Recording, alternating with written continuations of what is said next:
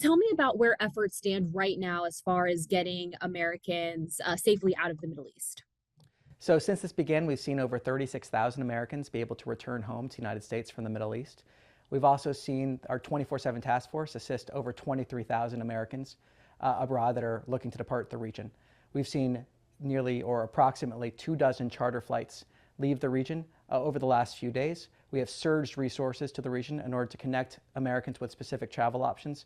And right now we have hundreds of personnel that are fielding calls, proactively making calls, and identifying travel options and sharing security guidance as appropriate with those that are reaching out to us for assistance.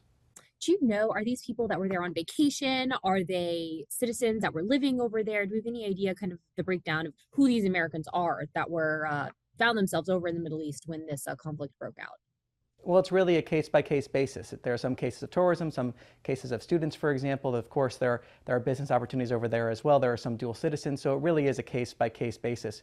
What we're actually finding now that when we're proactively reaching out to Americans, we're seeing that of the Americans that have contacted us, when we reach out to them with a specific U.S. arranged departure option, over half are actually declining that option in favor of either a commercial option, another travel option, or to stay in the region.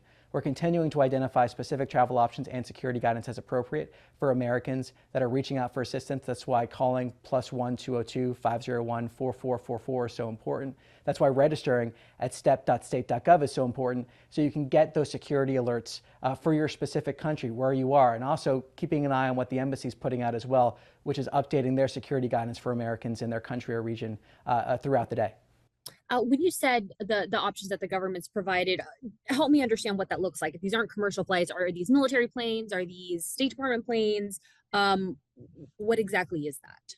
Well, we've seen approximately 24 charter flights leave the region, so we have surged resources there. We've surged charter flights options. It So that also would be includes, chartered by the government, by the U.S. government, to get yes, and people out. those are at no Gotcha. cost for the American citizens at this time. We also have charter buses from areas where airspace is closed to where airspace is open for either a commercial option or a charter flight option from there. It's really important that Americans register to express their interest, that we know to proactively reach out to you. We know where you are. We can identify that specific travel option.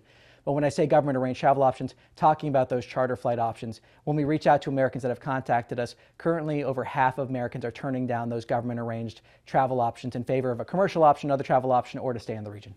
And walk me through again how easy it is for Americans over in the Middle East to register with the State Department and monitor this process. So they can call +1 202 501 4444. We have hundreds of personnel that are right now fielding calls and then proactively reaching out to people with that guidance as appropriate. Or they can go to state.gov where they will see a link to a form where they can register their interest. So again, those two options that Americans can go to are +1 202 501 4444 with those hundreds of personnel fielding calls, or go to state.gov to that link where they will then see a travel intake form to register their interest if they want to depart the region. You may have said this in your first answer, so now you're throwing out some numbers. So forgive me, but how many? Do you have any gauge of how many Americans are in the Middle East? How are you guys monitoring numbers? Well, it's really important that Americans register to express that interest so that we know where they are and we connect them with that option. We have seen, like I said, over 23,000 Americans directly assisted by the 24/7 task force. We surge resources in order to help the American people. But again, vitally important that if people want to depart the region, they call or go online to register their interest so that we know that you're looking to depart and can connect you with that specific travel guidance, security guidance, those travel options to bring you home should you desire to come home. What do you have to say to Americans who maybe had preset plans, business trips, vacations, personal, for whatever reason, heading over to the Middle East as personal entities? What's the State Department's messaging regarding travel of Americans, heading towards the Middle East right now? Well, I would say go to travel.state.gov to see the latest travel advice. You can also look at the embassy or consulate in the region or country that you are going to for the latest security advice. That'll give you the latest guidance that's happening. That'll give you our latest diplomatic posture in terms of our diplomatic facilities in that country or region. It gives you the information you need to be fully informed. And then please register at step.state.gov, especially if you're in the region. Really, if you're traveling anywhere in the world, registering at step.state.gov lets you get those security alerts should the situation change. Is there anything else that you think is important for the American public to know right now? Our highest priority is the safety and security of the American people. That's why we've surged these resources to help those that want to come home, to bring them home. We are dedicated to bringing every single American that wants to come home, home. Do you anticipate the need for any more resource surges in the coming days or weeks?